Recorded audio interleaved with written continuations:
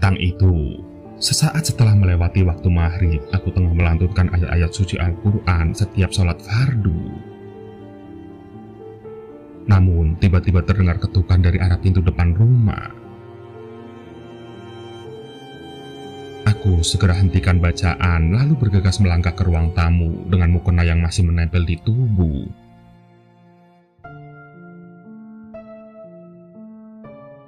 Siapa? Aku ingin memastikan dulu siapa yang datang pada waktu-waktu seperti itu.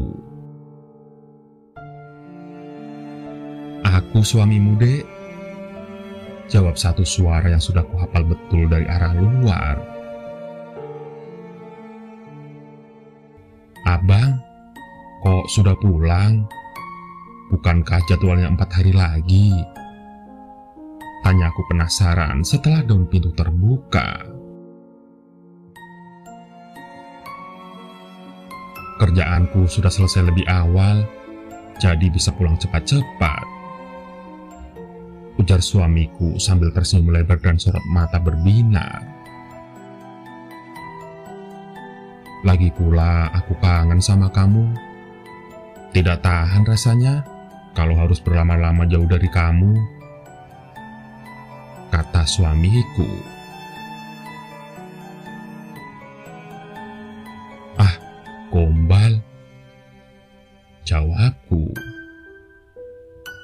Dia meringis perih saat kucubit manja lengannya yang kekar dan berbulu. Lalu dalam sekejap dia menarik pinggangku serta merapatkan ke tubuhnya dengan kuat.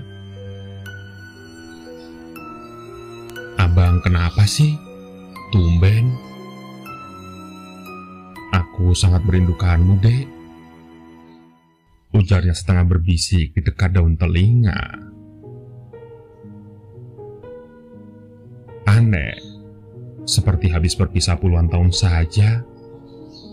Tak biasanya suami bersikap seperti itu. Padahal dia baru pergi 2 hari yang lalu dari jadwal sepekan urusan pekerjaan di luar kota sana.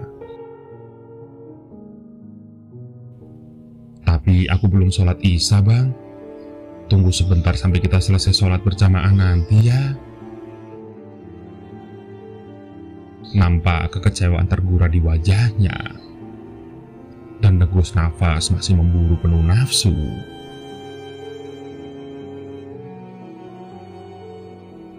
Abang lapar. Sebentar aku siapkan dulu ya. Ia menggelengkan kepala. Aku tidak lapar, Dek. Ya sudah, abang mandi dulu sana. Sekalian wudhu dan kita sholat berjamaah di rumah, kataku sambil melepaskan rengkuhannya. Aku mau melanjutkan qiraat dulu sambil menunggu waktu Isya ya, Bang. Oh iya, aku lapar. Sebaiknya lekas siapkan makan malamku saja, Dek. Tiba-tiba dia menarik lenganku. Loh, katanya tadi abang tidak lapar. Aku kemudian mengurungkan niat hendak masuk ke kamar untuk melanjutkan bacaan Al-Quran. Suami tersenyum. Aku juga kangen masakanmu, Dek. Untuk kedua kalinya, lengan kekar dan berbulu itu menjadi sasaran gemas cubitanku. Aku pun segera melangkah menuju dapur, kemudian menghangatkan sisa makanan yang tadi sore. Dan tentunya akan memakan waktu lama jika harus menyiapkan menu baru. Aku sayang padamu, Dek. Tiba-tiba kedua lengan kekar dan berbulu itu melingkar erat mengalungi pinggangku dari belakang. Abang, bikin kaget saja deh ah. Kelinjangku menahan gelitik akibat sentuhan jemarinya yang kian nakal. Sebentar aku siapkan dulu makan malamnya ya. Tapi aku sudah tidak tahan deh, bisik suami. Tunggu sebentar sampai usai sholat Isya bang. Tubuh ini mulai memanas. Detak jantung semakin tidak beraturan hingga nafas mulai tersengal. Dan tidak lama berselang, dari kejauhan terdengar sayup alunan suara azan menggema memenuhi ruang alam yang kian menggulita. Hampir saja gedang telinga ini terhalang dari suara panggilan Tuhan oleh hasrat yang kian memuncak. "Bang, azan bang, hentikan dulu." Aku berusaha melepaskan diri dari lidahnya yang terjulur menjilati setiap inci daun telinga ini. "Kita sholat isya dulu." "Nanti saja dek, atau besok juga bisa kan?" ujarnya dengan penuh nafsu. "Bang, ada apa denganmu?" Tiba-tiba aku tersentak kaget, kemudian spontan mendorong tubuhnya sekuat tenaga. "Kenapa dek?" tanya dia heran. Justru sikap abang itu yang membuat aku ingin bertanya, "Abang kenapa sih?" Aku beringsut perlahan menjauhi sosoknya. "Kenapa apanya? Aku suamimu, dek." "Tapi aku seperti tidak pernah mengenali suamiku sendiri malam ini, bang. Kamu terlihat aneh." "Tolong jangan berteriak, dek. Nanti anak kita bangun." "Anak?" "Iya. Sedari tadi aku sampai lupa anakku yang sedang tidur di kamar." Dan suara tangisnya terdengar samar-samar dari ruang depan. Menangis? Sejak kapan anak itu menangis? Dan mengapa telinga ini mendadak tuli dan naluri keibuanku sirna begitu saja sejak kepulangan suamiku tadi? Ya Tuhan, seketika aku segera memburu anakku. Benar saja, dia tengah menangis keras sambil meronta-ronta di atas kasur. "Maafkan ibu ya nak. Kamu pasti lapar kan?" Segera aku angkat tubuhnya dengan sigap dan memberinya air susu. Dan tangis anak itu pun segera berhenti. "Dek, aku kangen banget sama kamu." Ya Tuhan, sekarang suamiku sudah berdiri persis di samping kami. Matanya nanar memperhatikan dadaku yang terbuka lebar. Dan nafas laki-laki itu terlihat semakin memburu. Tapi di saat bersamaan, anakku tiba-tiba melepas hisapan susunya lalu menangis kencang. Dan suaranya lebih keras dari tangisan tadi.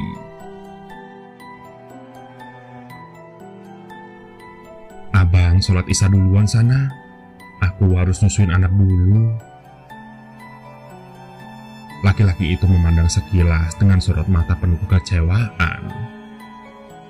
Lalu dia kemudian perlahan meninggalkan kami berdua di dalam kamar. Dan tangis anakku kini mulai mereda. Dia kembali menikmati regukan air susu dengan lahap. Sesaat kemudian, keheningan malam itu pecah oleh suara dering HP yang tergeletak tak jauh dari tempat kami.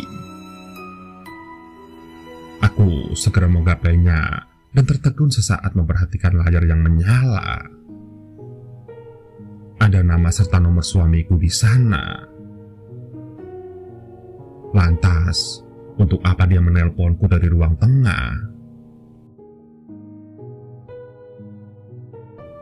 "Iya bang, kenapa abang nelpon? Bukankah..." "Loh, memangnya kenapa kalau abang nelpon kamu, Neng? Abang hanya ingin tahu kabar kalian saat abang tinggalkan," jawab suamiku melalui speaker ponsel. Aku mulai bingung. Abang di mana? Abang masih di luar kota sampai 4 hari ke depan, Neng. Kalian berdua baik-baik saja kan? Tanpa sadar, aku menjatuhkan HP yang berada dalam genggaman. Pikiran ini mulai kacau. Lalu, perlahan melirik ke arah ruang tengah di mana laki-laki yang mengaku suamiku itu saat ini berada.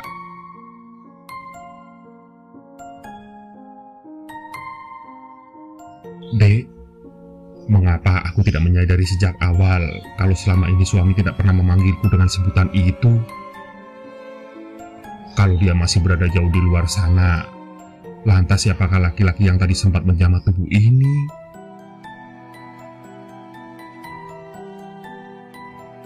Neng, kenapa kamu diam? Halo? Ada apa dengan kalian berdua? Neng, jawablah. Terdengar suara suami dari ponsel yang masih tergeletak di lantai kamar.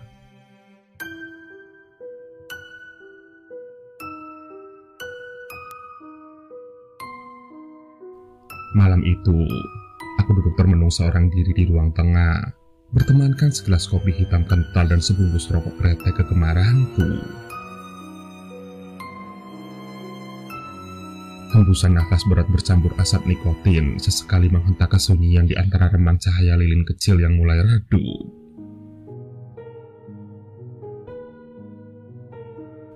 Sebentar lagi, lilin akan segera padam saat batangnya mulai habis terbakar. Entah kapan listrik ini akan menyala. Sejak hujan deras mengguyur sore tadi, tiba-tiba PLN memutus aliran. Aku segera bergegas mengambil potongan lilin baru untuk mengganti yang telah mulai habis meleleh agar nyala api tetap terjaga. Sambil sesekali melihat-lihat kondisi anakku Rehan yang masih terlelap di atas peraduan di bilik kamar tidur sebelah.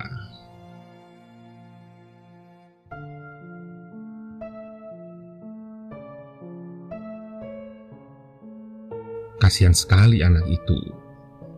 Di usia yang masih menyusui, dia baru saja kehilangan sosok ibu kandungnya tadi siang. Iya, istriku baru saja meninggal dunia. Padahal, pagi hari tadi saat hendak berangkat kerja, masih terlihat senyum manis di bibirnya mengiringi langkahku untuk menunaikan kewajiban sebagai seorang suami sekaligus ayah dari anakku yang baru saja berusia 1,5 tahun itu. Untuk mencari nafkah dan bekal penghidupan.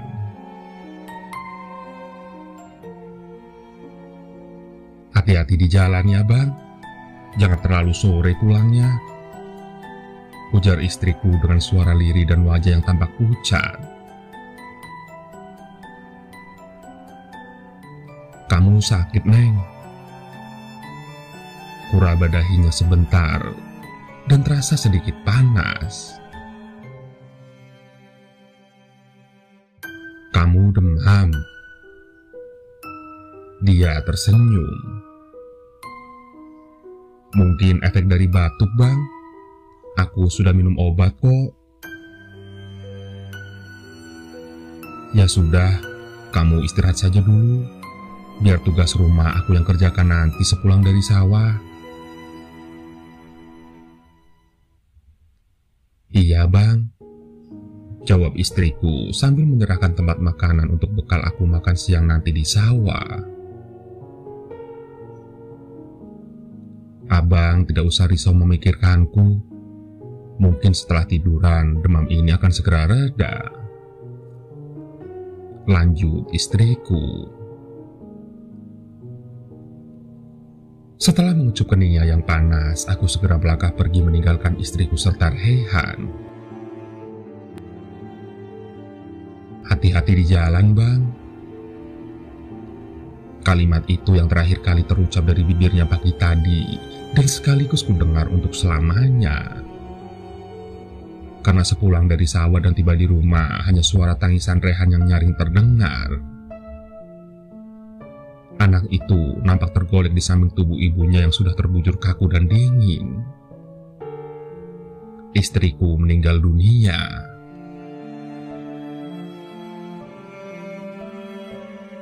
Aku terperanjat dari lamunan seketika saat suara tangis Rehan membuncah keheningan malam dari bilik kamar tidur. Segera aku bulu tubuhnya dan mendekap erat anak itu di balik cengkeraman lengan ini untuk memberinya sedikit kehangatan. Lalu, aku membawa ke tengah ruangan yang lebih terang dengan nyala lilin yang baru saja diganti.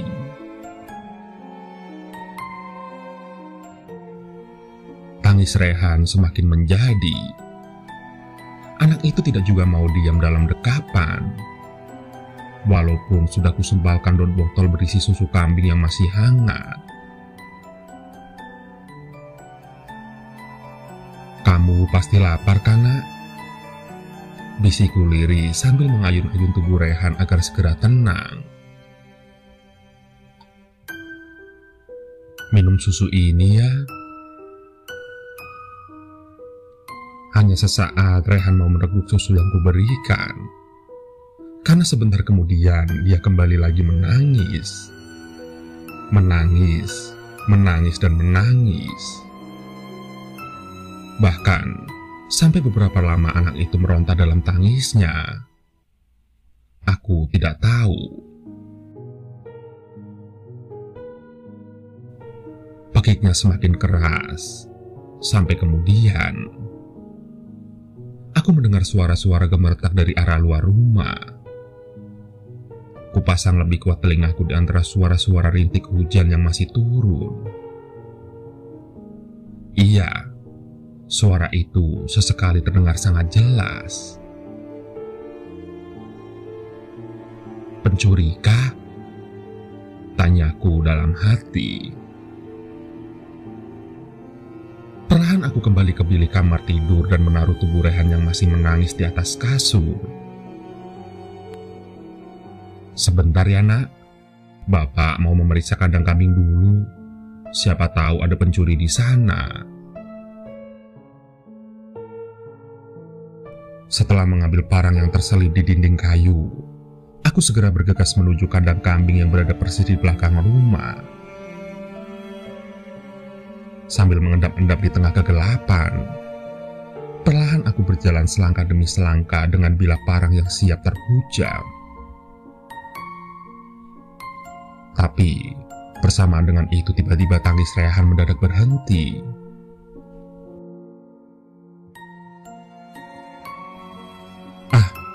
Mungkin anak itu tertidur karena kelelahan, gumamku dalam hati. Tapi tidak, Rehan tidak tidur. Samar-samar, aku mendengar suara-suara gemericik seperti suara anak kecil yang sedang lahap meminum susu.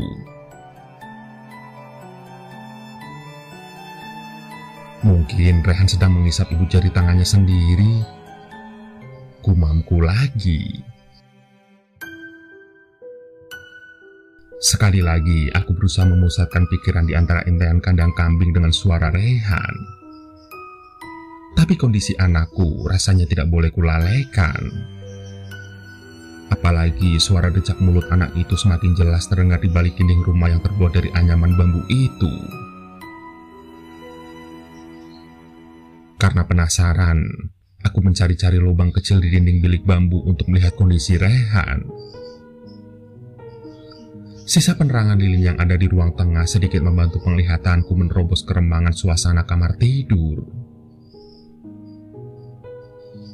Dan, ya Tuhan, hampir saja aku terpegi kaget di balik lubang bilik yang digunakan untuk mengintip. Di dalam kamar tidur itu, samar-samar kulihat ada sesosok putih tengah memangku dan menyusui anakku, Rehan.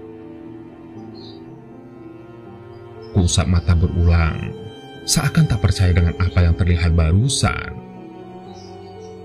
Tapi, mata ini tetap menangkap sosok yang sama itu di antara kerembangan sisa cahaya lilin. Dan yang lebih mengejutkan lagi, tiba-tiba sosok itu berkata pelan dan nyaris tidak terdengar di antara riuh rintik hujan yang menghantam bumi. "Ikutlah denganku ya nak." Sontak, seketika aku segera menghambur memasuki rumah memburu kamar tidur di mana Rehan tadi kutinggalkan.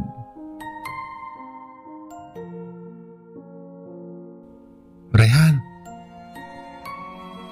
Tidak ada siapa-siapa di sana kecuali anakku sendiri. Lantas, siapa sosok putih tadi? "Neng, kaukah itu?" Tapi tidak ada jawaban selain keheningan malam. Dan tiba-tiba aku teringat pada sosok istriku yang telah meninggal tadi siang. Aku segera memeriksa kondisi Rehan. Anak itu sedang terlelap tidur. Nafasnya masih ada, dan tubuhnya juga hangat seperti biasa. Syukurlah tidak terjadi apa-apa pada anakku. Mungkin saja sosok yang kusaksikan tadi hanya sekedar tipuan penglihatanku saja, hasil dari bias cahaya lilin yang memantul dari ruang tengah.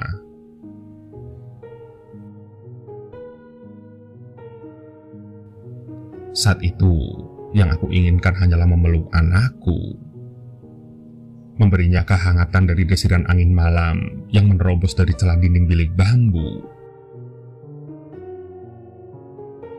Kehangatan, iya, kehangatan.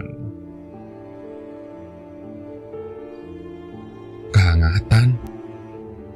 Tiba-tiba aku terbangun dari lelap yang sesaat tak terasa menyergap. Rehan, anak itu. Tidak ada lagi kehangatan di tubuh anak itu kecuali rasa dingin dan kaku. "Rehan!" Setengah berteriak, aku berusaha mengguncang-guncang tubuh anak itu yang tetap terpejam dalam diam.